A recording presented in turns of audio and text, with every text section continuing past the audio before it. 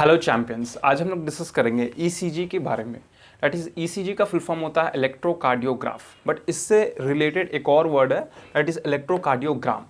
तो इस दोनों का मतलब क्या है? तो इलेक्ट्रोकार्डियोग्राम का मतलब ये होता है कि the graph paper in which electrocardiogram का मतलब होता है कि वो ग्राफ पेपर जिसमें कि ये सिग्नल आए। ठीक है, इस तरीक़ा से अरेंजमेंट आपको जो शो होता है, जिस ग्राफ पेपर में शो होता है, उसको हम लोग बोलते हैं क्या? इलेक्ट्रोकार्डियोग्राम। तो पहला वर्ड का मतलब है इलेक्ट्रोकार्डियोग्राम का मतलब होता है वो ग्राफ पेपर जिसमें कि ये वेरिएशन हमको शो होता है। ठीक है, द हार्ट बीट के बारे में हम लोग को पता चलता है।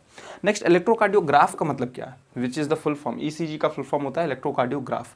इलेक्ट्रोकार्डियोग्राफ का मतलब ये होता है जो मशीन में ये प्रोसेस शो होता है, जिस मशीन में ये शो होता है, दैट इज़ कॉल्ड इलेक्ट्रोकार्डियोग्राफ। तो ये वर्ड दोनों का मतलब समझ में आना चाहिए।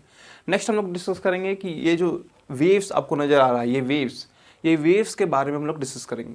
सबसे पहला वेव जो हमको दिखता है P wave, next Q R S, इसको एक ही साथ हम लोग पढ़ते हैं, क्यू आर एस कॉम्प्लेक्स करके बोलते हैं। और नेक्स्ट ये टी वेव है। तो ये क्या डिनोट करता है, ये वेव क्या डिनोट करता है? So heart beat, whenever heart beat in a cardiac cycle, this waves can be observed in a machine, and the machine in which it can be observed is called electrocardiograph, which is the full form of this ECG.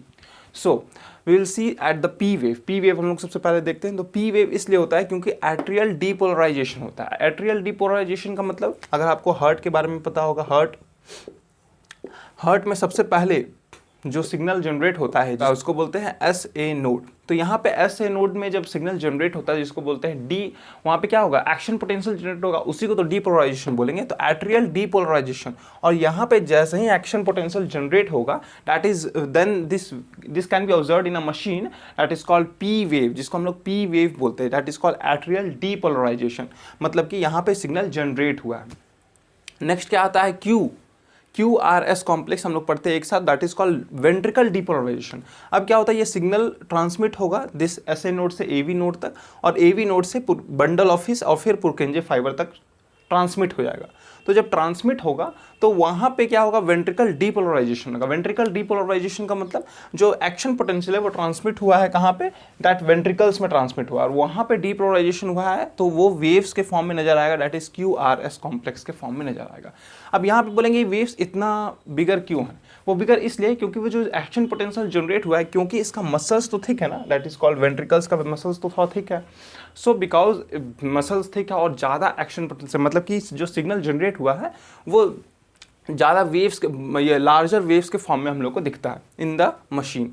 Next T waves जो आता है, that is called ventricle depolarization. जब ventricles diastole position में आता है, that is ventricles जब diastole position में आता है, जिसको बोलते हैं वेंट्रिकल्स रिपोलराइजेशन, अपने ओरिजिनल पोजीशन में आ रहा है, दैट इज डायस्टोल हो रहा है किसका? वेंट्रिकल्स का। तो उसको वो किस फॉर्म में नजर आता है? टी वेव्स के फॉर्म में नजर आता है। अब नेक्स्ट यहाँ क्वेश्चन आएगा कि एट्रियल डीपोलराइजेशन तो हुआ, बट एट्रियल रीपोलराइजेशन कहाँ हुआ? तो वो एट्रियल रीपोलराइजेशन अगर आपको याद होगा, तो जब एट्रियल रीपोलराइजेशन हो रहा था, मतलब जब एट्रियल डायस्टोल स्टेज में आ रहा था, उसी वक्त वेंट्रिकल्स दैट इज सिस्टोल हो रहा था। मतलब वेंट्रिकल्स जब सिस्टोल हो रहा था, तभी आर्ट्रियल जो है वो डायस्टोल हो रहा था। तो ये दोनों एक साथ कॉम्बाइन कर गया, दैट इज उस टाइम पीरियड में। तो इसीलिए वेंट्रिकल डीपोलराइजेशन जब हो रहा है, उसी वक्त एट्रियल रीपोलराइजेशन भी हो चुका है। इसलिए उसको नहीं, क्योंकि उसी के अंदर इम्बेड हो जाता है, कंबाइन कर जाता है। ठीक है, atrial repolarisation is just embedded in this waves only, so it can't be observed in this position, but atrial repolarisation भी हुआ है which is embedded in this wave only. ठीक है, नेक्स्ट हम लोग डिस्कस करेंगे इसके बारे में कि अगर ये वेव्स में कुछ प्रॉब्लम आता है, दैट इज हार्ट में अगर कुछ प्रॉब्लम आता है in this heart, if there is some problem, then how it can be measured. क्योंकि ये जो वेव्स है, इसके लिए हमको, इससे रिलेटेड हमको बहुत सारा क्वेश्चन आ सकता है कि इस वेव्स को देखने से कैसे पता लगेगा कि आखिर हार्ट में क्या प्रॉब्लम है। तो इस तरीके से हम लोग देखेंगे कि what are the changes in the waves में क्या चेंज आएगा, उसके अकॉर्डिंग हम क्या डिसाइड कर सकते हैं, what are the problem caused inside the heart. तो यहाँ देखिए, अगर पी वेव इनलार्ज्ड हो जाता है, इसका मतलब ये है कि एट्रिया जो है, जो हार्ट का जो एट्रिया है, वो एट्रिया जो है वो इनलार्ज्ड हो चुका है। ठीक है, अगर पी वेव इनलार्ज्ड हो रहा है, इसका मतलब एट्रिया जो, क्योंकि पी वेव किसको डिनोट कर रहा है? एट्रियल डीपोलराइजेशन को ही तो डिनोट कर रहा है। तो अगर पी वेव में कुछ प्रॉब्लम होगा, पी वेव में कुछ प्रॉब्लम होगा, इसका मतलब atria, that is atrium, heart का जो एट्रियम वॉल है उसमें कुछ प्रॉब्लम है। इट मीन्स अगर पी वेव इनलार्ज्ड है तो इसका मतलब ये है कि एट्रिया भी इनलार्ज्ड हो चुका है। नेक्स्ट, अगर क्यू वेव, सिर्फ क्यू वेव अगर इनलार्ज्ड है तो इसका मतलब myocardial infarction, myocardial infarction, FARCTOI। तो इन्फार्क्शन, मायोकार्डियल इन्फार्क्शन का मतलब क्या होता है? When there is a insufficient supply of oxygen inside the heart, then a pain is can be produced inside the heart, जिसको बोलते हैं myocardial infarction due to the insufficient supply of oxygen.